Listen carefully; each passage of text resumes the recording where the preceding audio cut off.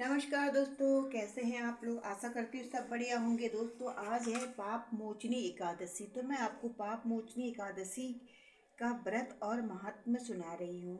आशा करती हूँ कि आप लोग को पसंद आएगा तो प्लीज़ अच्छी तरह से सुनिएगा, लाइक कीजिएगा, शेयर कीजिएगा, सब्सक्राइब कीजिएगा। बहुत बहुत धन्यवाद। मंगलम भगवान विष्णु मंगलम गरुड़ध्वज मंगलम पुंडरीकाक्षाय मंगलाय तनोहरि। धर्मराज युधिष्ठिर से बोले, हे यदुनंदन, आप मुझे चैत्र मास के कृष्ण पक्ष की एकादशी के बारे में बताएं। इस एकादशी का क्या नाम है, इसके कौन से देवता हैं, व्रत की विधि क्या है। भगवान श्री कृष्ण बोले, हे पांडुनंदन, यही प्रश्न एक बार राजा मगधा ने लोमेश ऋषि से किया था। तब लोमेश ऋषि ने जो कुछ बताया था वह मैं तुम्हें बताता हूँ। चैत्र मास के कृष्ण पक्ष की एकादशी का नाम पाप मोचनी एकादशी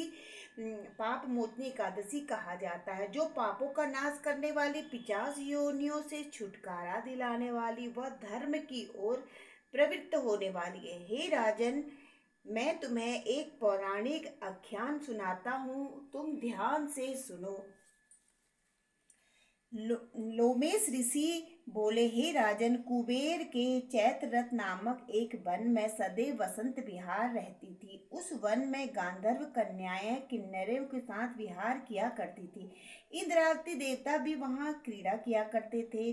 उस वन जैसा अन्य कोई वन नहीं था।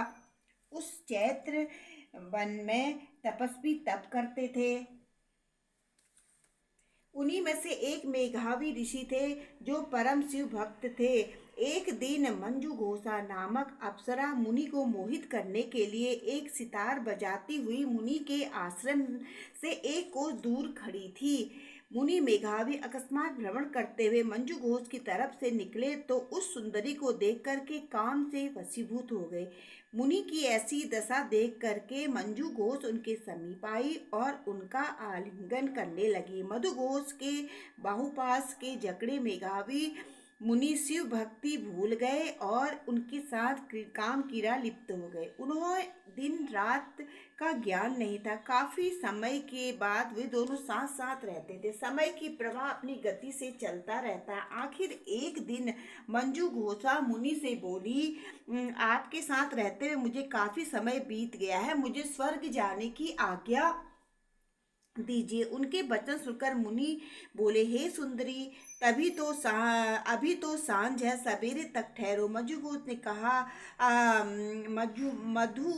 मधुघोषा ने पुनः कहा, हे मुने, अब तक तो न जाने की कितनी संध्याएं गुजर चुकी हैं। आप समय का विचार करें और मुझे स्वर्ग जाने की आज्ञा दें। मंजू घोषा की बात सुनकर मुनि मेघावी को घोर आश्चर्य हुआ। वे ध्यान लगा करके समय का विचार करने लगे तो उन्हें ज्ञान हुआ कि उन्होंने उस सुंदरी को मोहवश बंधे हुए 57 वर्ष 7 माह और 3 दिन गुजर गए। मेघावी मुनि उस अप्सरा को का रूप जानकर उससे क्रोधित नेत्रों से श्राप देते हुए बोले कि अरे दुष्टो, मेरे तप को भ्रष्ट करने वाली, तू मेरे साप के अधीन होकर पिशाचनी बन जा।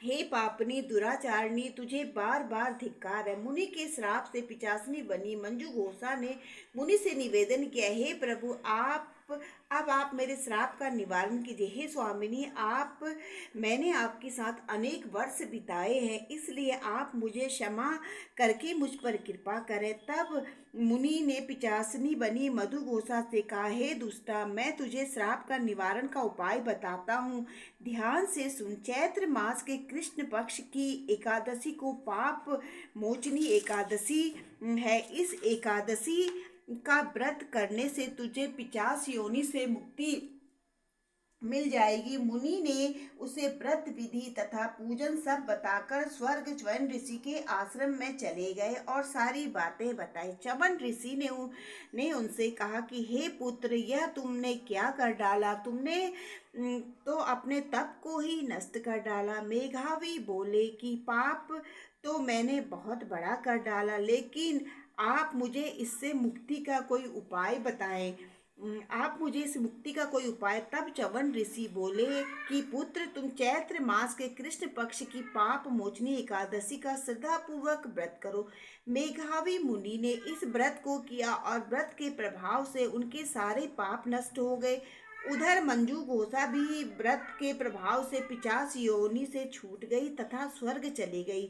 लोमेश ऋषि बोले, हे राजन, जो मनुष्य पाप मोचनी एकादशी का व्रत करते हैं उनके सारे पाप नष्ट हो जाते हैं। इनके पठन श्रवण से 1000 गायों की दान का पुण्य मिलता है। इसके प्रभाव से ब्रह्म हत्या, सोने की चोरी, मदिरा पान, गुरु पत्नी से समागम जैसे पापों का नाश होता है। इस एकादशी का व्रत महान पुण्यदायी होता है, इसलिए इस एकादशी के व्रत करने वालों की सारी मनोकामनाएं पूर्ण होती हैं। बोलो एकादशी मैया की जय, बोलो तुलसी मैया की जय। आशा करती हूँ गाइस आपको मेरा यह कथा पाप मोचनी एकादशी की पसंद आई होगी और आपको अच्छी लगी होगी। अच्छी लगी होगी तो श्रवण कीजिएगा और औरों को भी सुनाइएगा। बहुत बहुत धन्यवाद दोस्तों।